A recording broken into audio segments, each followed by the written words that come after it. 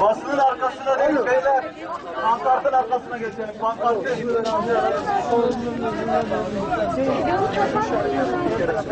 Erkekler biraz daha geriye. Bayanlara yer verelim. Bizi burada yalnız bırakmayıp acımızı paylaşan tüm dostlar. Bilinmelidir ki bu bir katliamdır. 27.07.2013 tarihinde Diyarbakır ili Bismil ilçesinin Başköy mezrasında yaşanan katliama sesimizi duyurmak için toplanmış bulunmaktayız. Bu işin esası 8 adet suçsuz, günahsız, savunmasız ve masum insanın hunharca katledilmesidir. Bu mübarek Ramazan ayında vuku bulmuş bu katliamın hiçbir şekilde dini, vicdani ve ahlaki zeminde yeri ve tanımı bulunmamaktadır. Silvan'ın tanınmış eşraflarından tamamı Üstün ailesine mensup.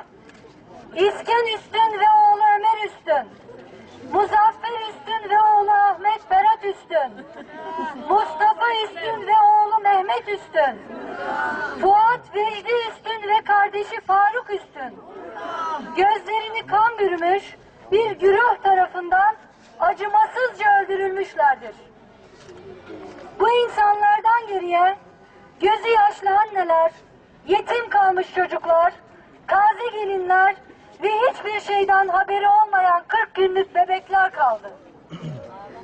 Bu hunharca katliamı, bu masum insanları yaşatan gerçek faillerin bir an önce bulunmasını ve en ağır şekilde cezalandırılmasını istiyoruz. Allahu Ekber, Allahu Ekber, Allahu Ekber.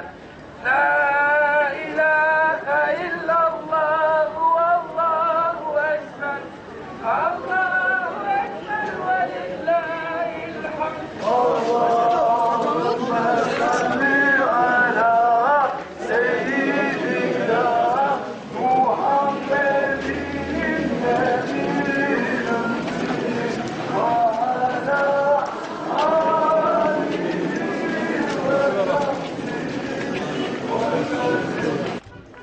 بسم الله الرحمن الرحيم قل أعوذ برب الفلق من شر ما خلق ومن شر غاسق إذا وقب ومن شر النفاثات في العقد ومن شر حاسد إذا حسد وجعلنا فيها جنات من نخيل وأعناب وفجرنا فيها من العيون ليأكلوا من ثمره وما عملته أيديهم أفلا يشكرون